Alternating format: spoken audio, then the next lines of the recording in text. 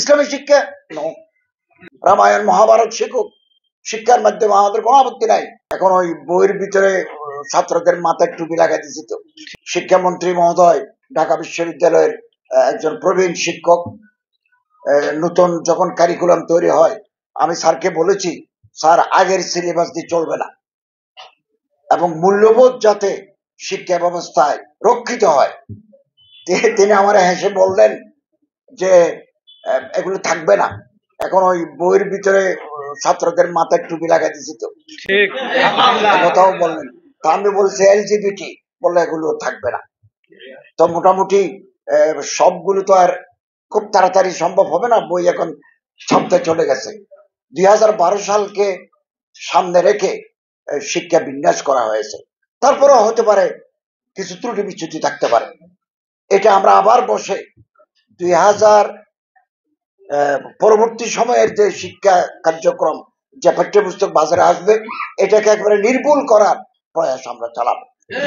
এবং জুলাই বিপ্লব, ছাত্র জনতার যে অভ্যুত্থান, এটারও সিলেবাসের ভিতরে অন্তর্ভুক্ত করার শিক্ষা উপদেষ্টা ঘোষণা দিয়েছেন যে এগুলো শিক্ষার ভিতরে থাকবে। আমরা চাই আমাদের পাঠ্যক্রমের ভিতরে আমাদের ঐতিহ্য, আমাদের ঈমান, আমাদের আকীদা, রাসূল করিম সাল্লাল্লাহু আলাইহি ওয়াসাল্লামের সুন্নাত, কোরআনের আদর্শ আমরা যাতে শিক্ষার ভিতরে আমাদের ছেলেরা পায়।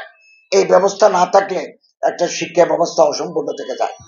আমি তো একথাও বলি, সনাতন ধর্মের অনুসারীরা তার ধর্ম শিখুক, বেদ উপনিষদ রামায়ণ মহাভারত শিখুক, শিক্ষার মাধ্যমে আমাদের কোনো আপত্তি নাই, এটা আমরা চাই। বুদ্ধিস্ট যারা স্টুডেন্ট তারা ত্রিপিটক গৌতম বুদ্ধের আদর্শ শিখুক, যারা খ্রিস্টিয়ান স্টুডেন্ট তারা জেসাস খ্রাইস্টের ঈসা আলাইহিস ইসলামের আদর্শ, ওনার জীবনী ওনারা শিখুক।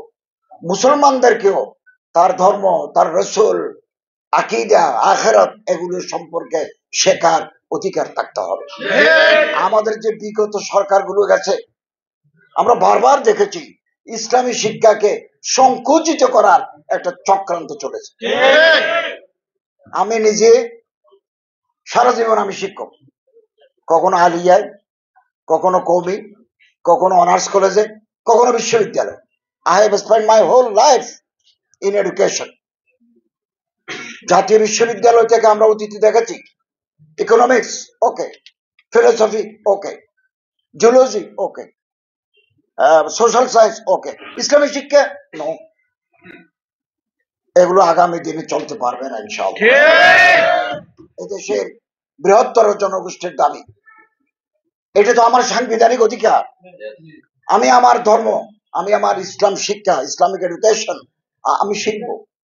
একজন শিশুর, একজন ছাত্রের সেটা অধিকার। কারণ আমাদের সংবিধানে প্রতিটি মানুষকে শিক্ষার অধিকার, ধর্মচর্চার অধিকার, ধর্ম পালনের অধিকার এবং ধর্ম প্রচারের অধিকার যে কোনো মানুষের, এটা সাংবিধানিক ভাবে স্বীকৃত। অতএব ধর্ম শিক্ষা করা আমার কনস্টিটিউশনাল রাইট।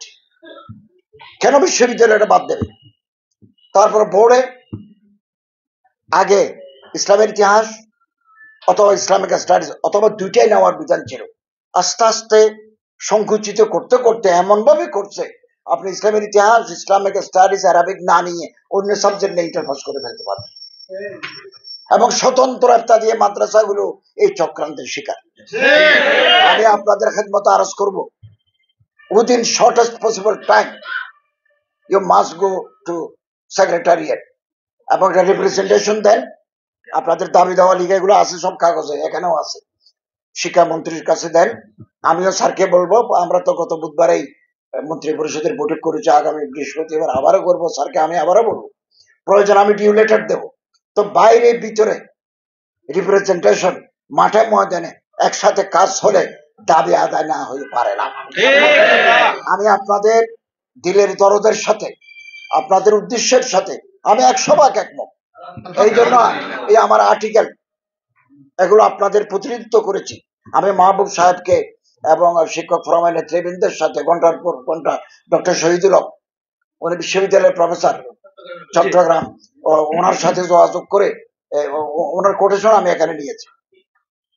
অতএব আমি এই ইবতেদায়ী স্বতন্ত্র ইবতেদায়ী মাদ্রাসাগুলো যাতে স্বীকৃতি পায় এবং ওনারা যাতে বেতন ভাতা গভর্নমেন্ট থেকে পান, ওনারা যাতে প্রশিক্ষণ পান, ওনারা যাতে সরকারি বইপত্র পান, এই ক্ষেত্রে আমি একটি ডিউ লেটার দেব শিক্ষা মন্ত্রণালয়কে। আপনারা গিয়ে ওনার সাথে দেখা করে দাবির কথা উত্থাপন করেন।